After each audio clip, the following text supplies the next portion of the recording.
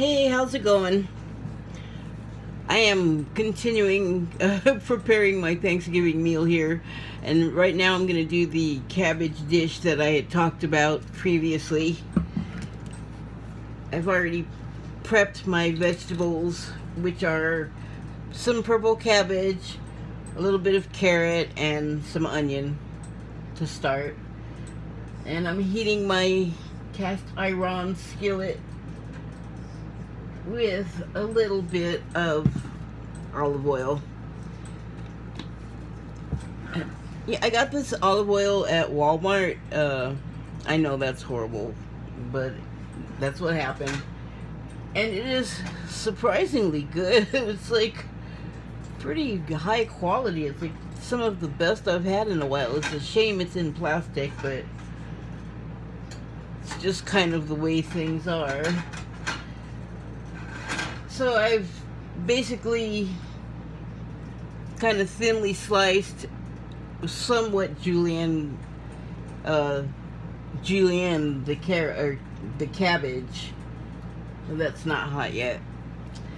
And the dish, actually, I mean, it was inspired with the cabbage and the way that I'm preparing it right now by my friend's Danish family recipe, which is a sweet and sour thing. But when I first made it here, I was actually thinking of something that my dad used to cook a lot, and he and my stepmom had a total of 4 kids. So when I'd visit them, there'd be that other person, and then if the other kids, siblings, had like guests or whatever, and then my dad and my stepmom also, all these people had to eat, right? And so something we had a lot there was fried corn. And I was craving that one day. So the pan's on a medium heat, by the way, if that's of interest to you. I'm going to turn it down because it conducts the heat so well. It's actually a little bit warmer than I want, so I've shut it down to the number 4 on my electric stovetop here. And I've got this scraper thing, but it's just not ideal. So first goes the cabbage, and because that takes longest. So anyway, feeding all those people, and it was kind of like hard times. In the 70s, there wasn't like the best economy. I think Jimmy Carter may have been president at that time, and so if you will recall, if you were around then and paying attention to any of that or cognizant of what was going on, it was like the time of gas lines, really long, and exploding Pintos from Ford, which were like a little hatchback wagon, or wagon, they made a variety of them, but the thing they were notable for then, and why I said they were exploding, is because they had some sort of gas tank flaw in the design that I think it was when they got rear-ended, but I think it wasn't always only that. It was like not great, and it was recession hardcore. Like, I guess the economy was really terrible. Well, I remember it was, because that's what the news was telling us over and over and over in minute detail every day, and just like nail after nail in your psyche. I was just a kid, like 74. I would have been 8 or 9. I'm estimating that was the year, but it was a vague time for me, so I was definitely pretty young. But the point is that money was probably not that abundant anywhere, and in that house, in my dad's house with my stepmom and his family there, well, all those people, you gotta feed them cheap, right? If you're feeding that many people at all, like if it's just with the family only, there's not a lot of money to go around, regardless of what kind of things the parents are doing, which they were at least one or both were employed at the same time. So, and You know, I mean, I just remember it being depressing and, you know, just kind of a grim time. Like, people were kind of just unhappy. And, not all only constantly, you know, it wasn't like a banner time personally for me, even at that young age either. But you find joy in life anyway, unless you just want to live like everything is terrible existence, which doesn't sound very nice to me. Don't fall, please. Thank you. So that takes a while for that to break down. Maybe I'll throw a little salt at it. Get it coated with the oil first and make sure it has something to cling to. I hope you can hear me. I'm trying to speak loudly because I've got the fan going. And let's see.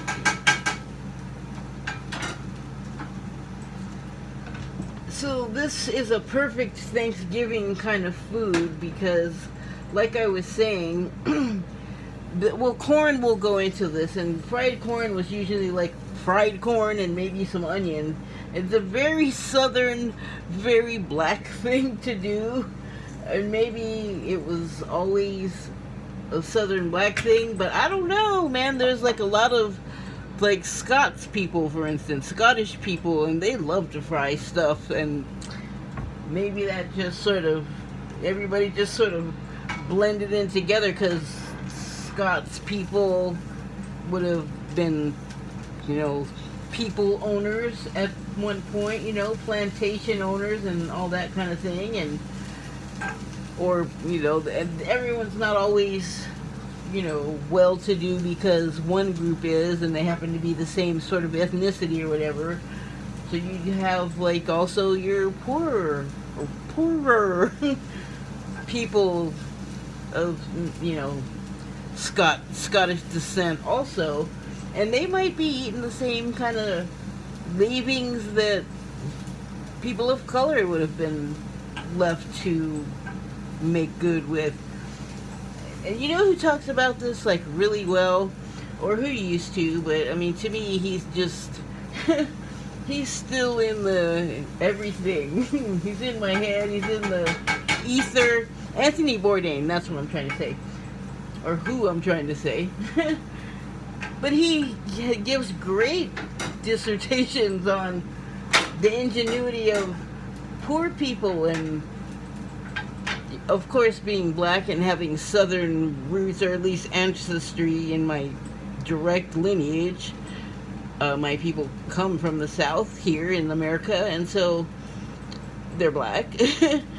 Not particularly well-to-do, and yeah, so, but you know, poor Scots people, indentured people, or just miners, just, you know, poor people. And so Anthony Bourdain can talk about on his shows, whichever ones you can find, I'm sure he repeats himself, about, you know, you have these things and you have, what do you want to eat, gross food? You know, so you make the best of what you got, and I'm thinking that they probably supplemented like really poor people way back in like slave times or post-slavery times or depression times or just poor times, you know, maybe in the 70s in the recession era. But you make do, you do the best you can with what you got, which also is what I do a lot because I have to go to the food bank quite often. And you don't get your choice of what's there. You might get some really cool, great, organic, healthy food, but you really may not. You may get some full-on sugary, starchy, processed. But the one I go to, they have a garden, so a lot of times I can get fresh vegetables, and then they do get, you know, donations from supermarkets, so you get produce that way. So it's, you know, it's a mix of what I get with my assistance. I get SNAP.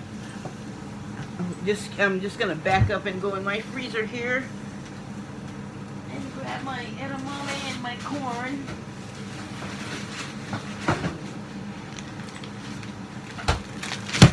So, I mean, I still have, like, I get, like, cash as well with my assistance. It's just not a lot, and I don't like to spend the cash. I don't get a lot of SNAP either compared to, like, people with children or, you know, a significant other or something like that. Just a single person, and so they don't give me that much on the SNAP card, but I'm glad they give me some. And then my cash on my cash account part, well, that has to go a lot of different directions, and that's okay. It's just that the changing technology is making it a little challenging, and then I have a tendency to, in one way or another, you know, make them not run anymore. I liken it to them getting a cracked block, but I'm getting better. Like, I'm sick of getting hurt trying to keep up having this thing, this computing device of whatever form, because it's kind of what the world is like. The world is shifting, the world is evolving, and if I want to participate, kind of need the communications equipment. Alright, so now that's gonna, oh shoot, hold on, let's scrape up some more. So, on the theme of Thanksgiving, you know, making, and I don't do badly at all with food. It just, you know, landscape changes, availability of what I can get, and, you know, through the means that I have available to me, you know, that only goes a certain length. And then also literal access of availability, like what I can get in my area. If I can't really get to the place where, like, Trader Joe's is, for instance, then I don't get that kind of thing. Or the health food store, or, well, there's a couple here, but I've just located them. And, you know, what I'm trying to say is I'm grateful for what I get to work with. I'm glad for what I have. I'm glad that I get to be indoors, living with a roof and walls and all of that goodness, and be warm and secure, you know, as compared to being homeless. And so you know, I'm happy. Thank you, Jesus. I'm gonna just throw some. Hold on, I'm just gonna grab a little saucer or something.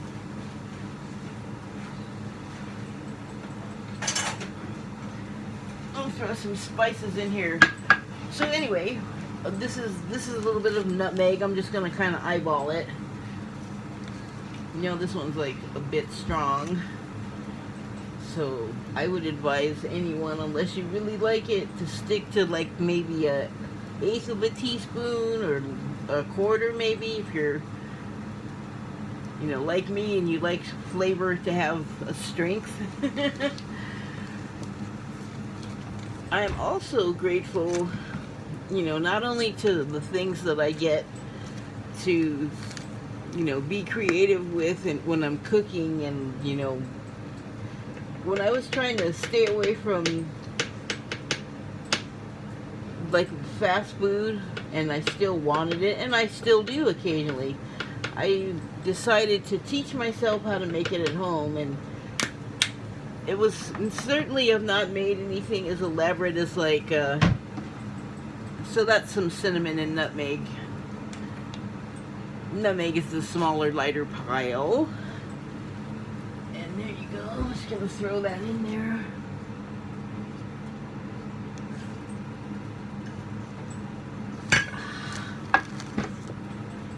So this cabbage and carrot still has to cook down a little bit. I want it pretty soft before I add other ingredients. And now I want to add my raisins. That's going to give it a nice, obviously a sweet component, but when you break them down, they'll sweat their little sweet juices, and it'll blend and meld with the sort of sweet but radishy cabbage kind of thing that that cabbage has, and the carrot and the onion. It smells nice. Okay, where are my raisins? Ouch.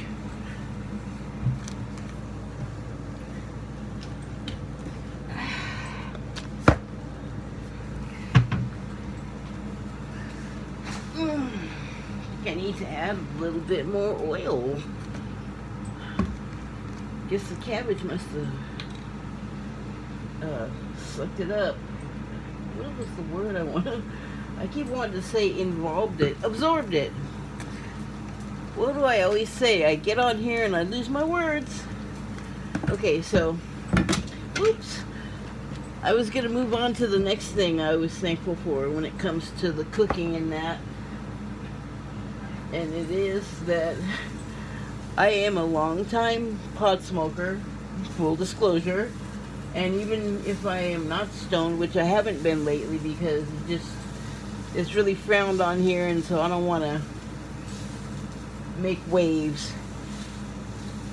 And what it has provided me with over the years, you know, along with just, I grew up with people that can cook well, and I've worked in restaurants because I wanted to, and I like cooking, I like food, I have an affinity for it, so I already had that going for me. But when you are a stoner and you're maybe a poor person and you want stuff to eat, you can invent some really crazy good shit out of like nothing. And that's kind of what I also rely on. You know, experience allows me to know, like, okay, that's enough of a handful for the amount of food that I got cooking in there, and I know what it's going to do, so I don't have to pay a whole lot of attention. But that's something that I've developed over years, you know, trial and error and experience. You just learn, like, what works and what doesn't. Okay, so let that go for a minute. And I think I'll even give it a cover. I hope this fits. Oh, well, good enough. It covers.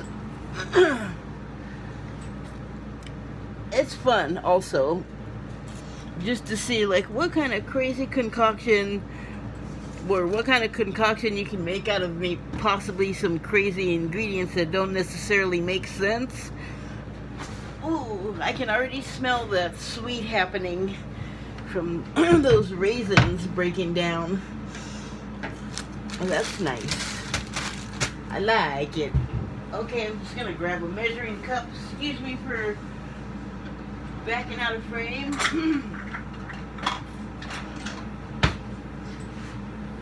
Okay.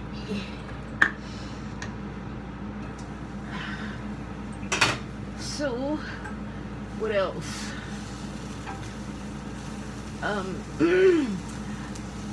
I just want to, this is like a part of my thing with my Ascension spiritual awakening also talk that I will be doing on here.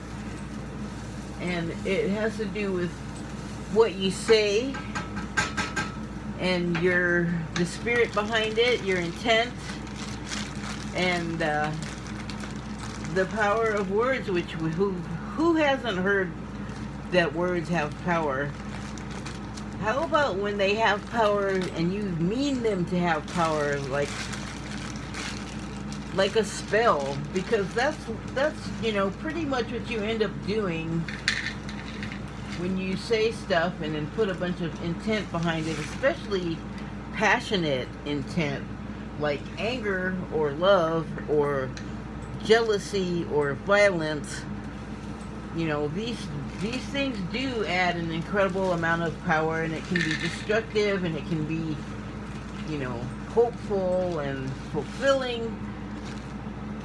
And I wish, you know, I've been thinking about that for a long time, and so last time I was doing this, I was talking about how we're evolving and it's happening really quickly. And it's happening so quickly that we can notice it.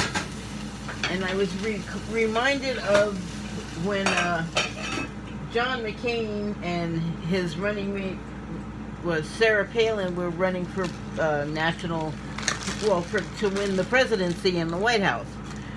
And at one point, she made a remark, Sarah Palin did, and it was very, she was being sarcastic, basically, you know. Just to be sort of like snarky, that's the word I'm looking for. And she was talking about evolution and saying that, I think the comments started with climate change and her skepticism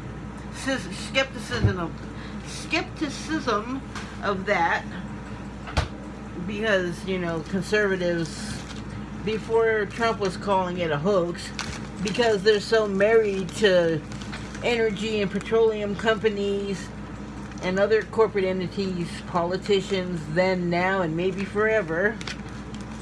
Well, not forever. Recent history, let's say,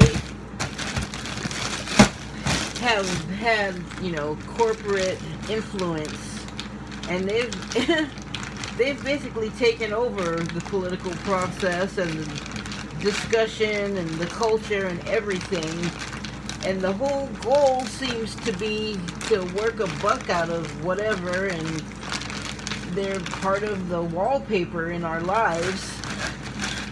But so anyway, she was making this snarky remark about evolution and kind of scorning, like, the science of whatever it was that she was complaining about. And she said, well, if this is evolution, how come I can't see it? So today, now, what was it? That would have been 2008, 2009 that she was saying that. And I would just like to say that, look now, things are evolving really quickly. So those words, here's a word spell that we hear a lot and maybe we don't think about in the way that I'm particularly talking about right now. They came back to haunt her, maybe. And I don't mean that like she's in distress or trouble or I want something bad to have happened to her. It's just that things are evolving. If it feels like time has sped up, that's the evolving happening.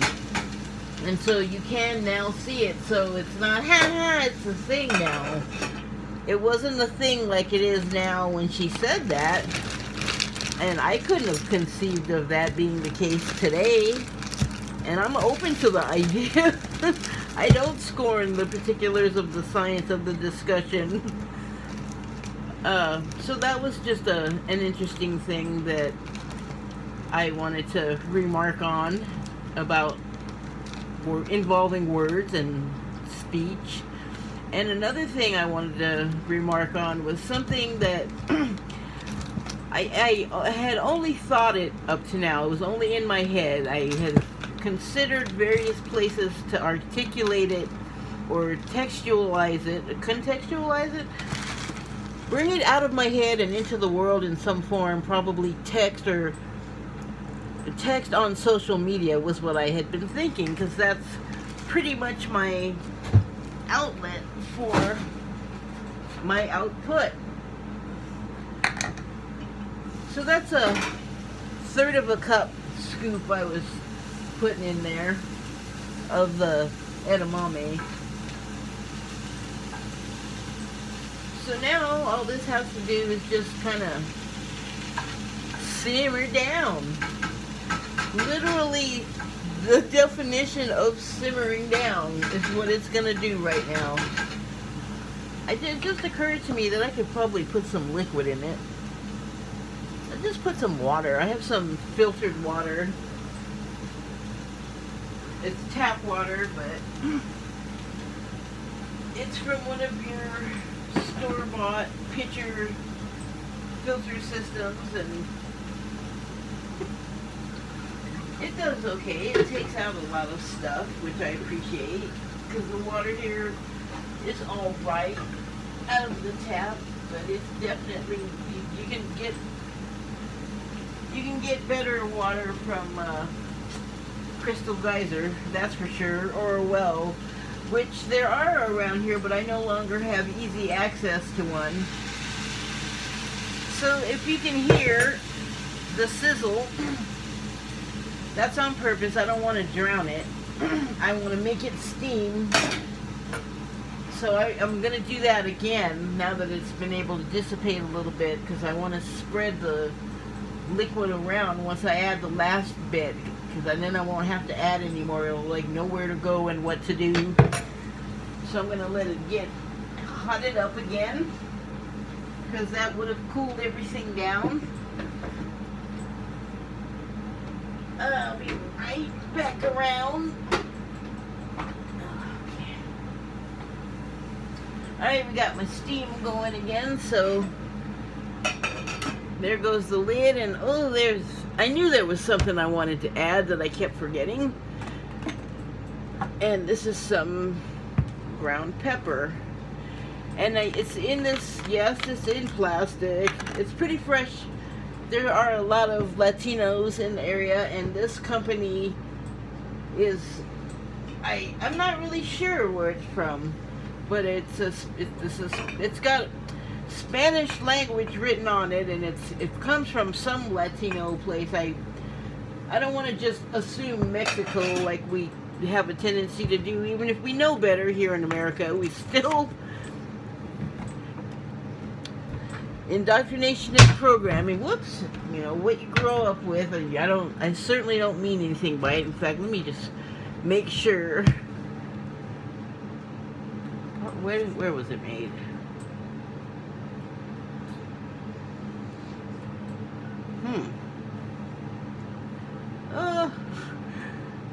This says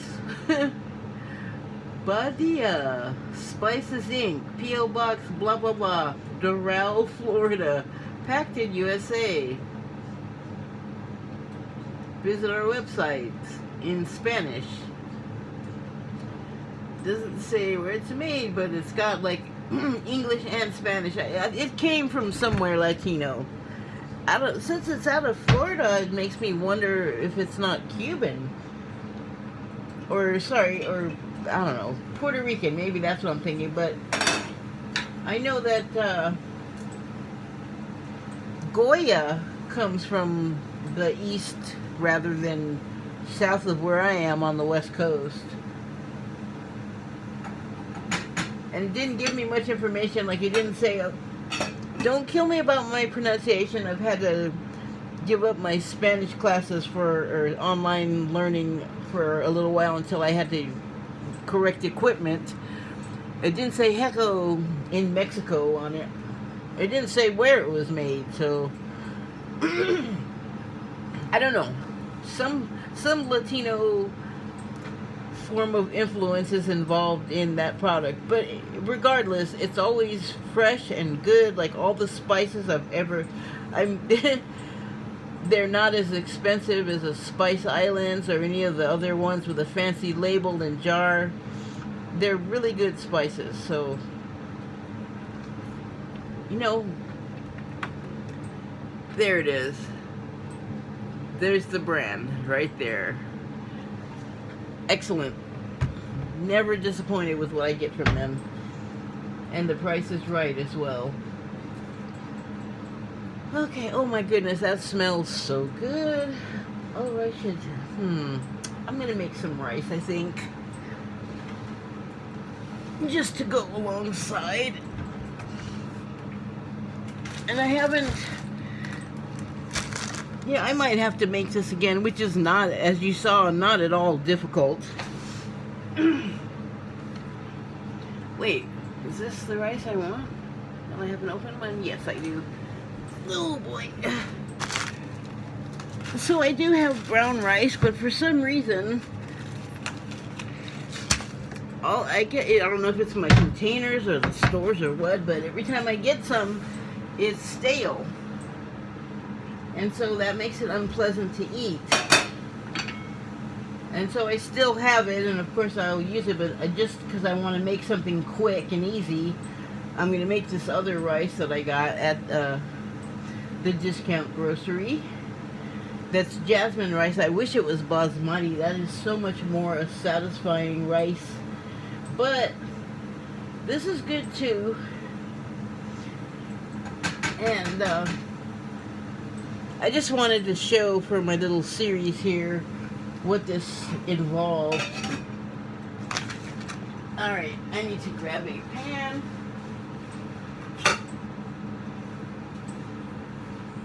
What the heck is that? Pan with something in it that I don't know what the heck that is. Some vegetable matter. Oh, dry like onion, but oh, actually, there's a pan I'd much rather use. Ugh. I love my Revereware pans and my iron skillet. Okay, I'm going to turn that down to the low setting and just let it steam. This is actually perfect, this lid. I don't have the pot for it anymore, but it fits on this like 8-inch, 7-inch iron skillet so perfectly that it allows some steam out, which is good for what I'm doing there. I need my measuring cup. Alright. And also, if you're kind of hungry and in a hurry, like I'm starting to feel, this is a better option for the rice. So there will actually, I'm gonna end it here. You probably don't need to see me make rice. If I can, I'll attach a picture of the finished product. I'm not gonna make any promises because I just am not that skilled doing this kind of thing, and this is a new device for me. It's actually the first phone I've ever had, and there's a lot going on, and I haven't looked at the videos to see what all it can do or I should be doing, but I'm going to, because as much as I resisted doing it, I've had to do it several times just recently, and it really wasn't that hard. It really wasn't that terrible a thing for me to endure, to sit there and watch a 7-minute video or whatever it was. Oh, please get off the floor. You have no business down there. Why am I trying to put this in the cabinet? Or the wrong place? I don't know. So, oh yeah, I was gonna say, I'm gonna end this like right now, but the third or the next installment, which will be number 3, is gonna be the final one, I think, where I prepare my stuffing and the gravy finally, and then assemble the whole meal and have it. And Thanksgiving is like every day. It's not just the day that falls on the calendar with the listing. I mean, that's how I've been looking at it for a long time, because I have complicated feelings about Thanksgiving. And I think that's all I have to say for now. Let's move my rice out of the way there so I can add the water. And I want to say how thankful I am that if anybody's looking at these, I really appreciate it. I'm just I don't know. I'm just doing whatever. But I appreciate anyone that's taken the time to look at it, and I hope it gives you some amusement or something positive. And that's about it for this one, so thank you and good night.